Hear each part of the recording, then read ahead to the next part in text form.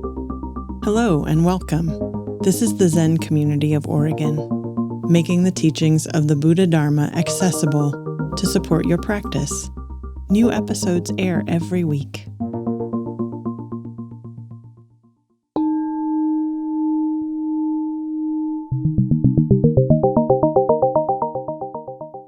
Good evening,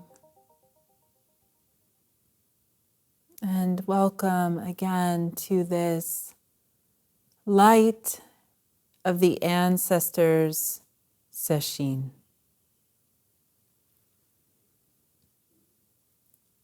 The Zen teachings remind us that we are Buddha.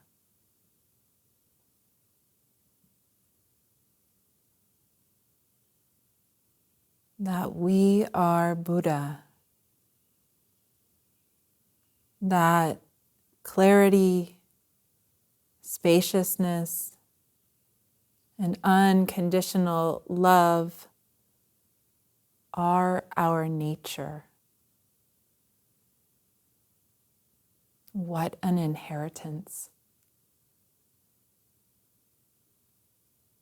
And do we believe this?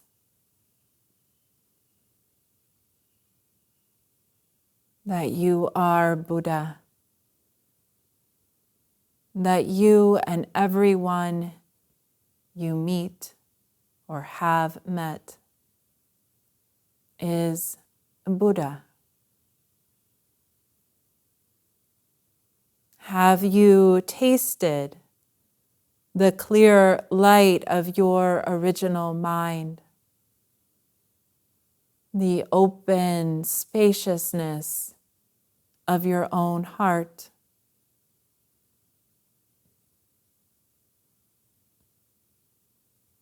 Sesshin is a practice of remembering,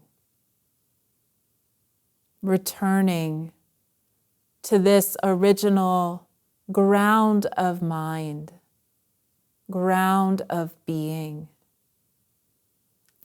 The kanji characters for Sesshin mean or translate as touching the heart mind.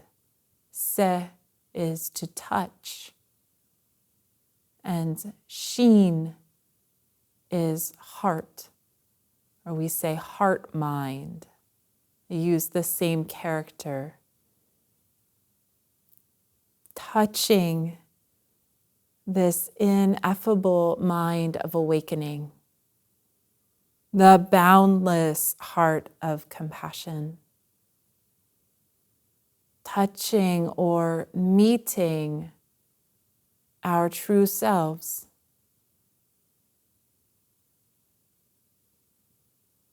We are so used to relating to ourselves and the world through our filters, through our thoughts about, our opinions about, our defenses, our preferences, that often we miss or overlook or fail to recognize the freedom and joy of our original nature, the light that we are, the light that each one of us is. In the last few weeks, as I was preparing for Sesshin and connecting to the teachings of the ancestors, because during this Sesshin, we're going to be sharing from the teachings and stories of the Zen ancestors, the Buddhist ancestors. I had two acquaintances pass away. They were both young men about my age. And as I started to connect with others who shared in the loss, I realized that we were continuing to use this language of light. on the memorial pages and in the eulogy and in conversation, people kept referring to their light, how their light would be missed, how they were a light in the world. And I felt it too. I felt their light, even though I could no longer talk to or see the person. What is this light? Is someone's light easier to recognize once they have passed? And what is it to practice seeing this light, recognizing this light here and now? To practice seeing and recognizing our own radiance. Yunmen, a great teacher in our lineage, gave a teaching during a sesshin. He said, everyone has their own light. Everyone has their own light. When you look for it, you can't find it. It's dark or dim. And then he said, tell me, what is everyone's light? What is this light that everyone has? What is this light that everyone has? The light of the ancestors isn't somewhere else. It doesn't die when they die. The light of awakening, our Buddha nature, is right here. And part of this practice of Sesshin is helping us uncover, or you could say rediscover, our original light, the light of our true nature. And then to let it shine freely through us, through the very activity of our living. So we have our ancestors to thank for Sesshin, a practice just like we are doing right now, has been carried forth for thousands of years, practiced by real human beings. Hogen Roshi used to call Sesshin the cauldron of awakening. This practice of sitting together, of letting our bodies settle, of connecting to that deep inner stillness, embodied stillness, of aligning body and mind through the practice of Zazen, through breath, through listening, through feeling our bodies just as they are. So everyone here has a practice of Zazen. And as we begin this sesshin, trust the simplicity of just sitting. Letting your body rest in its own seat.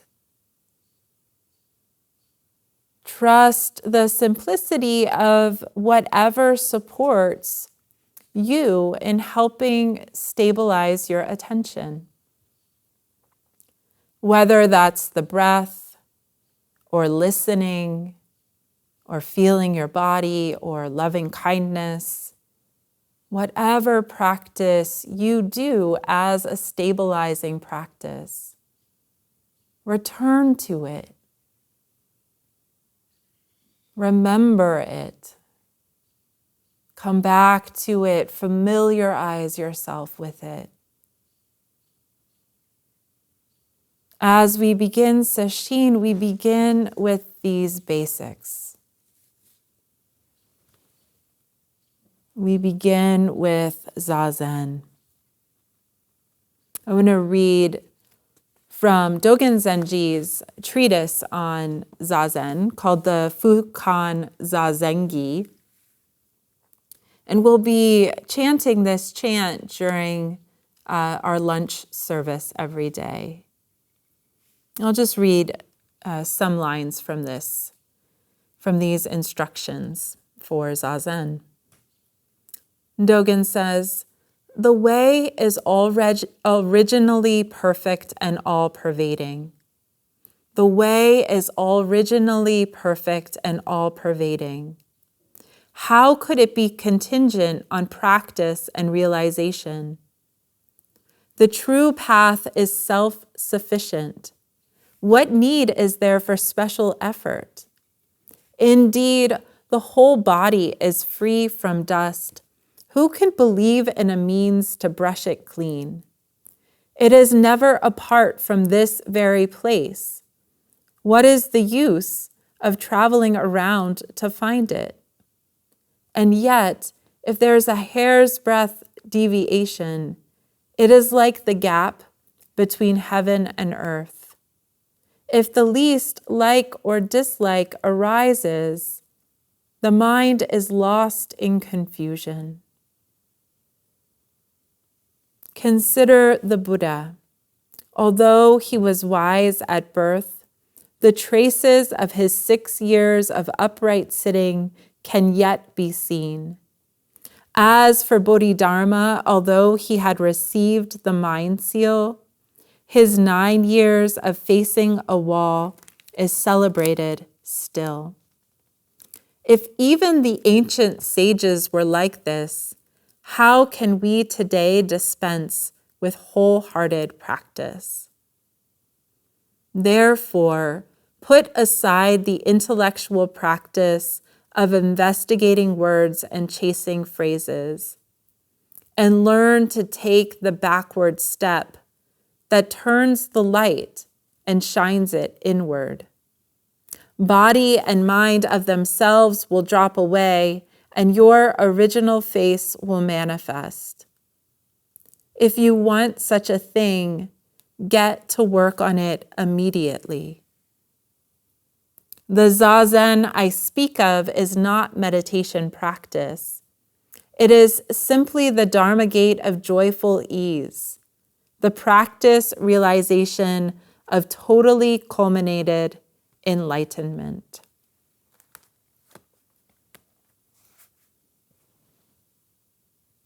Zazen takes time. While our Buddha nature is never separate from this very place, settling into Sesshin often takes time. It takes time for our bodies to relax into the posture.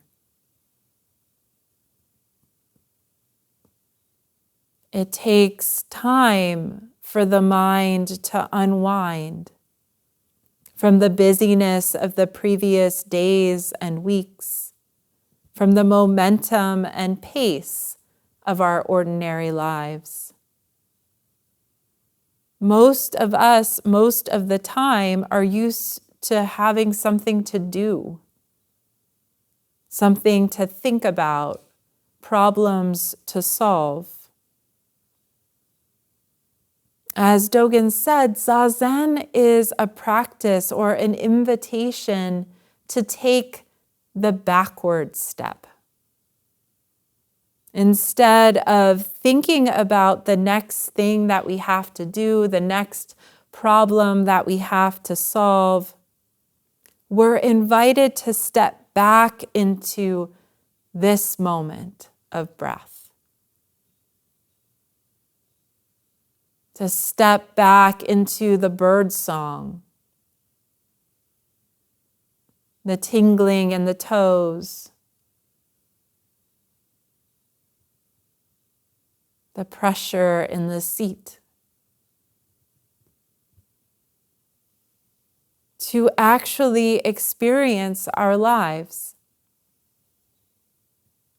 to appreciate our lives, as Maizumi Roshi would say. To meet ourselves and this experience just as it is, without trying to change it or manipulate it or make it go away. Can our Zazen really be a gateway of joyful ease? Can we practice appreciating this life simply because it is? What if we took up this attitude as we practice Sesshin together? Allowing ease, allowing joy, allowing appreciation and kindness as we meet each moment of experience.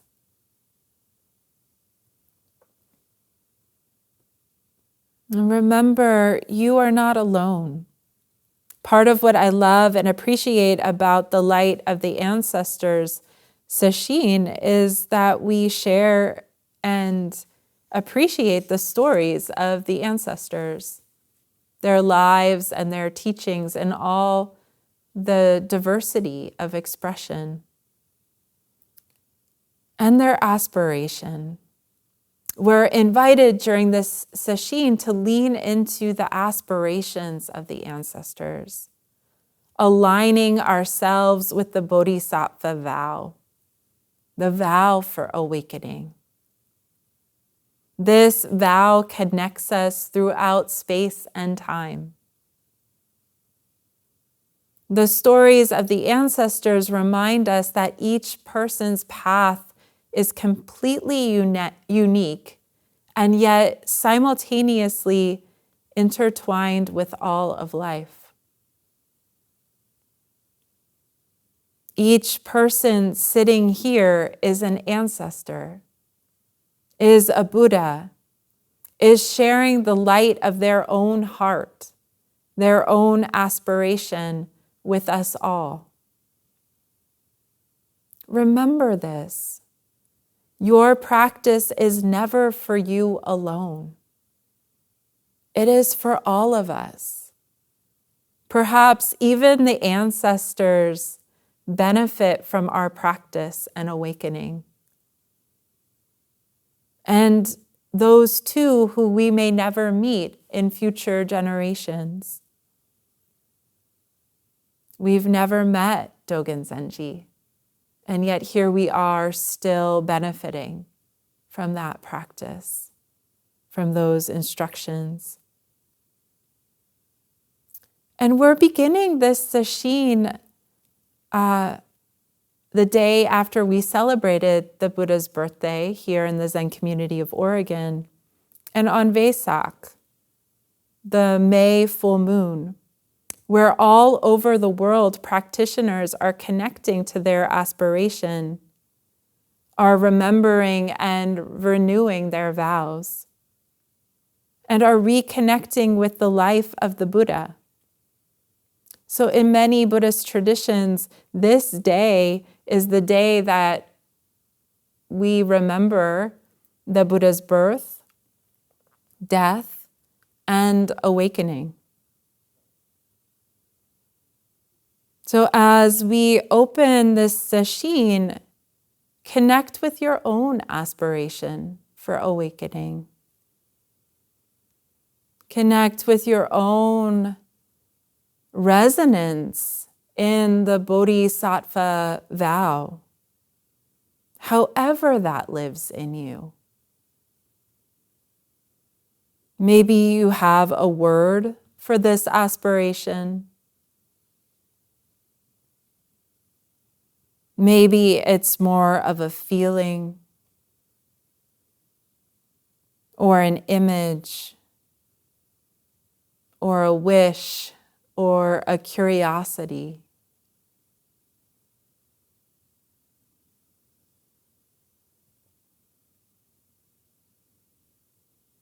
Something brought you here.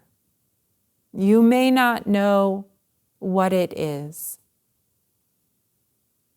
but that's what we call the aspiration for awakening. And this aspiration isn't an end game. It doesn't end in some great experience and then we're done, we accomplished the vow. It's ongoing, it's continuous, it's alive. It informs our practice realization moment to moment. Everyone has their own light. When you look for it, it's dark or dim.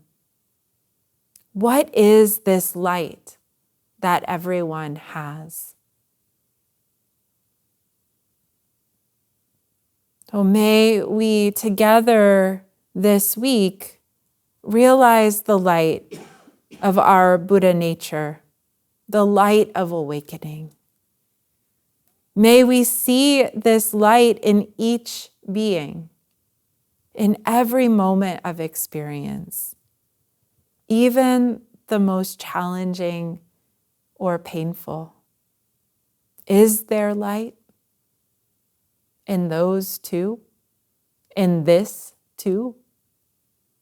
What is this light? What is this light?